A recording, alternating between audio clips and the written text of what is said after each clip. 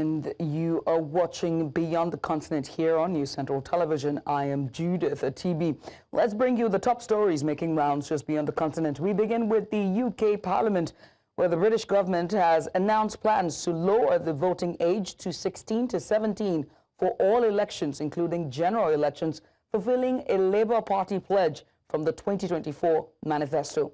It aligns with few countries like Austria, Argentina, Brazil, Ecuador, and Cuba, where younger teens already vote in devolved polls. Prime Minister Sheikh Hasina said he believes 16 and 17-year-olds should have the right to vote, arguing that if they contribute through work and taxes, they should have a say in government decisions. The bill, expected before Parliament, would go into effect ahead of the 2029 general election, subject to approval. Strategy we have published today will set out how we will legislate and implement provisions to extend the voter franchise to 16 and 17-year-olds, increase participation in our elections, tackle the inconsistencies in voter ID rules, and protect our democracy by overhauling our political finance rules. Meanwhile, London residents have shared mixed reactions following the British government's announcement to lower the voting age to 16 for general elections. The landmark decision positions the UK among countries with the lowest voting ages globally, aiming to engage younger citizens in the democratic process. Many young people expressed enthusiasm, viewing the change as a valuable opportunity to have their voices heard on key political issues. Some adults welcomed the move as a positive step towards greater inclusivity, while others remain cautious about the readiness of younger voters. I think it's great, honestly. I feel like it just lets younger people also share their opinion, because really, when you vote, it affects them because they're growing up and then that's their government. And I do feel like in schools, they should educate us more about it, because if I were to vote right now, I wouldn't know like anything about it, how to go through that process. And I feel like schools should definitely educate us more, and then more children will be able to voice their opinion and vote for who they want. Yeah. Good idea personally, just for the younger population to be involved, to vote, because they, as much as anyone else, I think, has the right to see what's going on. I have a younger sister, I have younger cousins that are into politics and international relations. They're doing it in their A-levels and they're studying. They even know more about politics than I would say than some of the older generation does. So I think it's fair enough that the young generation has a right to vote. But yeah. I think if I was 16, 17, I had no idea what was going on in politics very much. So probably wouldn't have a very good broad idea on what was going on and what I'm actually voting for. That said, some of my counterpart students that were with me would have had a much better idea. So I think it's very varied as to what, like some people have a good idea as to what's going on and what they're actually voting for, but I think some people won't. I think it's good that they're including a bigger age range. I think it's good on the whole, but I think more people need to be educated about what they're actually voting for. And now to discuss this more on this, we are joined by a geopolitics analyst, Yemi Fajemisa. Mr. Yemi, many thanks. We appreciate you for coming on. First of all, what are your views on allowing 16 to 17-year-olds to vote in the UK general elections, not just in the elections generally? I think it's a good thing. Thanks for having me, first of all. It's a good thing. It's always a good thing to involve the young ones in the democratic process. What we should remember in this context is like even within the UK, in Scotland, for example, and in Wales, 16-year-olds are already allowed to vote. So what this bill is going to be doing is just going to be an extension of the whole thing across the country, more of England, involving the 16-year-old. So I think overall is a welcome development, because we're in an era, even within the UK, where most of the young ones are not really getting less interested in doing politics. So involving the young people at 16, 17-year-old in this political space is a good thing for the future. So right. It's a good thing for them to learn how to plug into how things actually work in the political space. So it's all about the future. Yeah, so I think it's a welcome. Right, but others have argued that, that they don't believe that younger voters are ready to make informed decisions in national elections. Do you agree? Yeah, not somewhat. I think that will fall down to how the political class is able to educate them, is able to actually give them the right tools and resources they need in order to understand what the whole process involved. But I don't think I don't think it's good enough to say they're not mature enough. As a result, they should be cut off from getting involved in the democratic process. So I think what it takes is just to educate them. I mean, we have a case study in Scotland during the 2014 Scottish referendum. A lot of young people got involved. They knew more about the whole process. So the template is already there. So I know politics is a difficult one. The opposition parties will argue otherwise. But we have a template that already suggests that it works well for the young ones. So I think it's a good thing to get them involved in the process. Yeah. Right. Are you concerned that the change might favor the Labour Party, as some critics suggest? Yeah, some people have suggested, but historically in the UK, the young ones tend to vote for more on the left side, which is the Labour Party, where the older generation seems to vote on the right side, which is the Conservative Party. So, for instance, we had the previous poll, YouGov poll, suggests that about 46% of the young ones voted for Labour Party, where the older ones voted for the Conservative Party. So the calculation of the Labour government will be, okay, if they allow this to pass, in the long run, for 2029 election, it might be a good thing for them. However, in politics, things change. We already have a Labour government in the UK that is becoming very unpopular. So if things don't change in terms of making lives of the people better, so allowing 16, 17-year-olds to vote doesn't mean it's going to make any big difference to the Labour party base. So at the moment, the Labour is thinking, okay, it might be a good thing for them. They know for a fact, according to the data, that the young ones tend to vote more on the Labour side, the older for the Conservative side. It all depends how the state of the economy is in 2029. Well, we've seen their inflation numbers.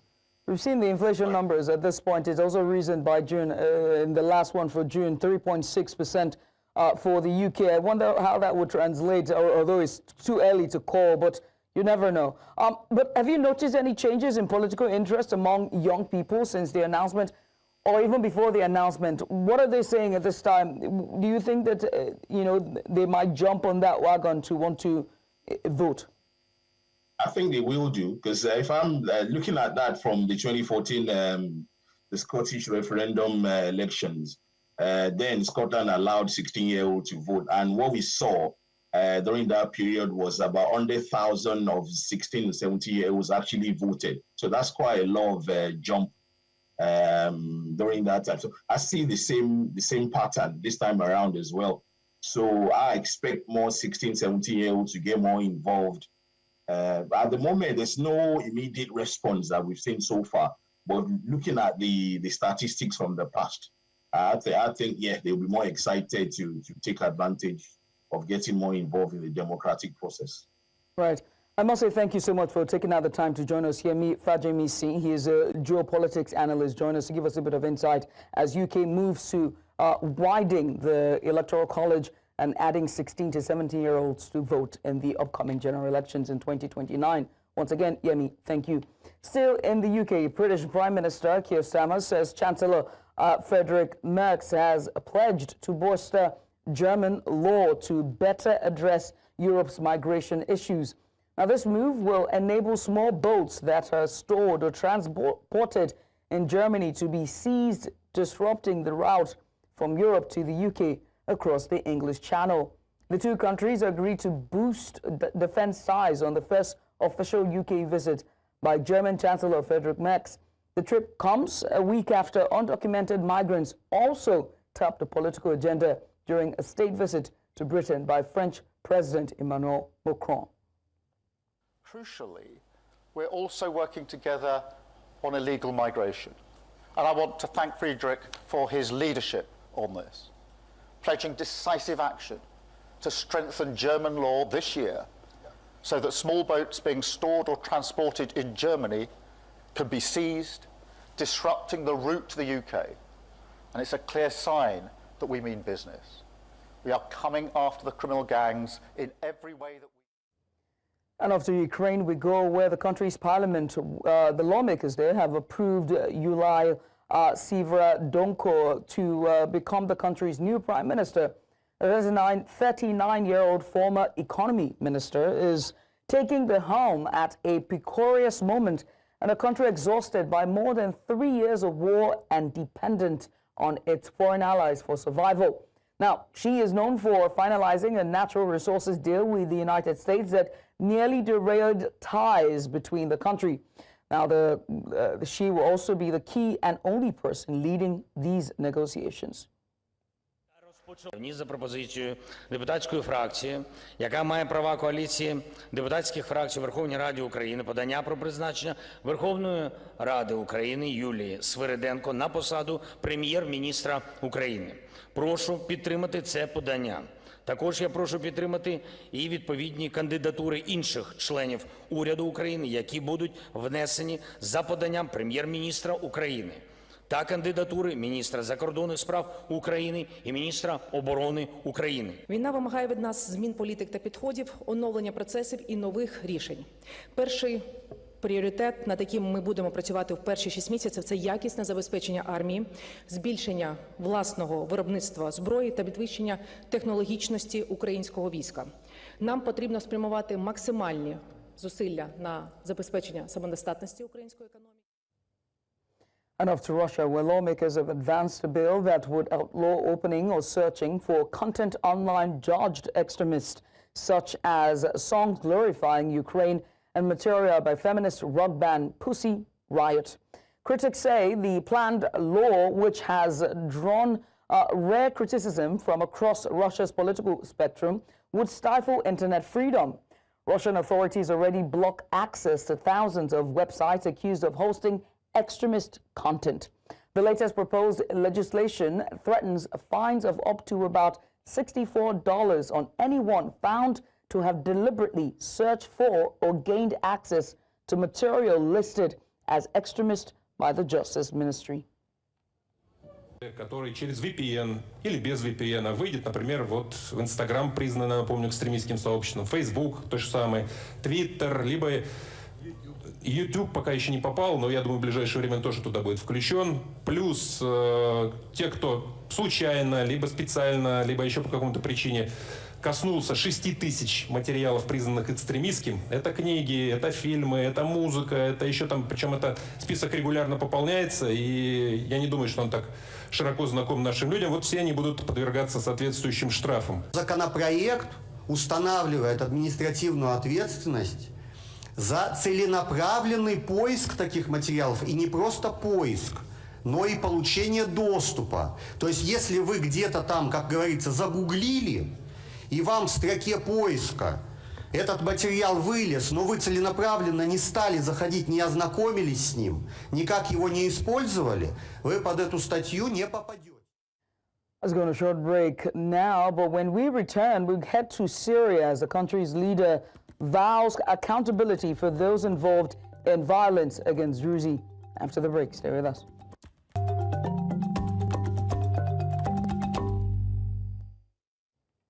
And you're welcome back. And we continue the news in the Middle East as Syria's interim president Ahmed al-Sharaa has vowed that those behind violence against the Druzi minority would be held accountable. This comes after deadly clashes in their southern heartland. Al-Sharaa said in a televised address that security responsibility would be returned to local authorities. The Syrian government announced on Wednesday a new ceasefire in Swaita and a halt to military operations there after days of violence that killed more than 350 people. It also said the army had begun withdrawing from the Druze majority city. وختاما فإننا حريصون على محاسبة من تجاوز وأساء لأهلنا الدروز، فهم في حماية الدولة ومسؤوليتها، والقانون والعدالة يحفظان حقوق الجميع دون استثناء. In the meantime, sectarian violence in Syria's southern Swaida governorate has forced Bedouin families to flee their homes following deadly clashes. The unrest, which erupted on July 13th, has intensified between Druze fighters, Sunni Bedouin tribes and government forces with their allies. Hundreds have reportedly lost their lives among the ongoing conflict. In the vicinity of the Druze Al-Mazri village, Bedouin camps have been dismantled as families seek safety away from the violence. The province remains gripped by fear and instability, caught in a fierce exchange of gunfire, by the way, between the viral groups. Efforts to contain the bloodshed have yet to succeed, leaving civilians trapped in a dangerous, volatile environment. خايفين من هالطيران الإسرائيلي ومن هالأجندات هذا اللي قاعد تتسلل وتذبح الناس. واحنا جماعة دور الأمان لهالبلد كامل بغض النظر عن دينه أو عن طائفته ولا أي شيء. صايرين بالنص أو خايفين من دروز من غير من سوى ما نعرف. هاي الخايفين منها. هذول يضربون من هين وهذول يضربون من هين والله احنا خايفين. صار حروب وضروب وانهزمنا يلا بدنا نرحل. احنا واطفالنا. More than 50 people have been confirmed dead, with others still missing following a devastating fire at the shopping mall in Kut, eastern Iraq. A medical official with the health department in Ousted province said the tragic incident occurred late Wednesday night. The blaze started up from the first floor before rapidly engulfing the entire hypermall. According to an eyewitness and survivor, the fire reportedly started after an air conditioner exploded. Firefighters successfully contained the extensive inferno, and emergency crews are still on intensive search operations for other remaining victims that may be trapped within the affected building. Elsewhere, authorities in Bangladesh have imposed heavy security measures to prevent a repeat of further political violence. Now, this comes after clashes between security forces and supporters of deposed Prime Minister Sheikh Hasina left 4 people dead and more than 50 injured. Hundreds of police were deployed Thursday to the site of a planned rally in Faridpur by the National Citizen Party, I beg your pardon, a new political party formed by students who spearheaded the unrest that ousted longtime leader Hasina last year. And off to Southeast Asia, where at least 3 people have been killed and more than 1,000 evacuated after South Korea was hit by torrential rains, with one region pummeled by the most rainfall per hour since full records began. Parts of South Korea were battered by torrential rains Thursday, with one region pummeled by the most rainfall per hour since full records began in 1904. Official weather data showed that South Korea typically experiences monsoon rains in July, but 3 areas in the country's South Chungcheong province experienced some of the heaviest hourly downpours on record this year. 가슴이 무너지고 하늘이 무너지죠. 내부까지 물이 차가지고 쇼파니 냉장고니 집기들이 다 컴퓨터 뭐 이런 게 다 둥둥둥 뛰어다니는데 그 모습 보면 어떻겠습니까? 아주 진짜 뭐 죽을 거하고 똑같은 상황이 되죠. 여기 물이 너무 차고 흙이 너무 많이 밀리고 해서 이 안에 있는 물을 퍼내고 하느라고 지금 현재 5시간 정도 제가 지금 작업을 하고 있거든요. 근데 아직 안 끝났어요.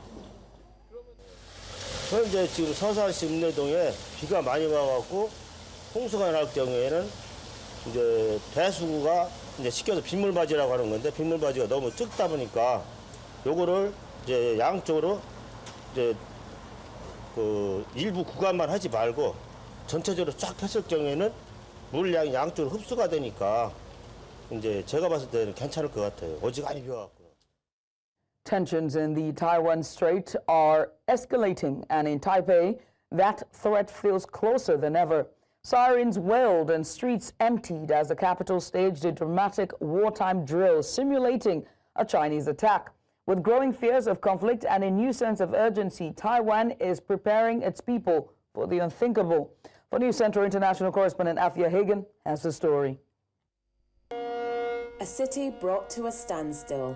Taipei, home to 2.5 million people, fell silent as air raid sirens pierced the air and people were ordered off the streets. It's part of Taiwan's annual civilian defense drill, a chilling rehearsal for what officials fear could one day be a real Chinese invasion.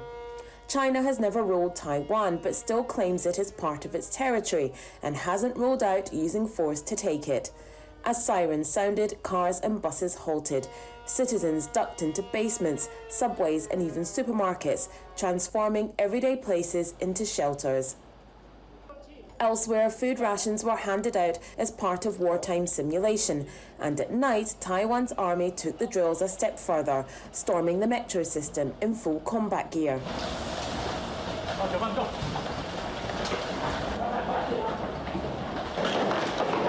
This year's Han Kuang military exercise was Taiwan's largest yet. It included regular forces and a record number of reservists.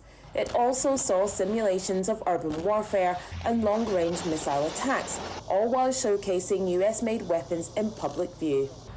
Experts say it's about preparing citizens for the reality of modern war and proving to allies like Washington that Taiwan is serious about defending itself. But even drills like this aren't without hiccups. Several military vehicles clipped city infrastructure, highlighting how narrow streets could complicate any real defence. The drill ends on Friday, but for many in Taiwan, the message is clear. A conflict with China no longer feels unthinkable. For News Central, I'm Afia Hagen. TikTok workers protested in front of the social media platform's Berlin headquarters on Thursday against threatened layoffs. TikTok plans in the future to have content moderation carried out by artificial intelligence, AI, or to outsource it to third-party providers. The demonstration under the slogan, "We trained your machines, pay us what we deserve," was in support of approximately 150 employees from the Trust and Safety Department and a portion of the staff from TikTok live slated to lose their jobs. Ist, dass AI, also KI, die künstliche Intelligenz, auch biased ist. Das heißt, die künstliche Intelligenz kann nicht merken, ob dieser Inhalt zum Beispiel diskriminierend ist gegenüber bestimmte Personen oder bestimmte Menschen mit persönlichen Hintergründen. Und die künstliche Intelligenz kann auch die Gefahr nicht messen von bestimmten Inhalten. Das kann aber ein Mensch machen, das kann ein Mensch sagen. Prüfen musste. Natürlich ist es halt sehr gut, weil KI kann natürlich sehen, ob zum Beispiel Blut oder Gewalt vorhanden ist. Natürlich hat die KI aber auch Sachen vorgegeben, wo gar nichts passiert ist. Das heißt, es war ein sehr, sehr guter Content. Es kamen sehr viele Informationen durch und er hat trotzdem gesagt, nein, das darf nicht auf TikTok hochgeladen werden, warum auch immer. Und dazu war ich eigentlich bereit, das zu kontrollieren. Aber wenn jetzt wir alle abgeschafft werden, die Arbeitsplätze weg sind, wer soll das dann kontrollieren? And that's all we can take from beyond the continent. Now, do remember they can send us your eyewitness reports at the WhatsApp number now showing on the screen. Do follow us on social media. We're at News Central TV on all social media platforms. You can watch News Central live on DSTV channel 422 if you're on the continent. Also on GoTV channel 23, Star Times channel 274. If you're outside the continent, download Avo TV on your smart TV and also watch us live on YouTube. Many thanks for watching. I am Judith, the TV. Good night.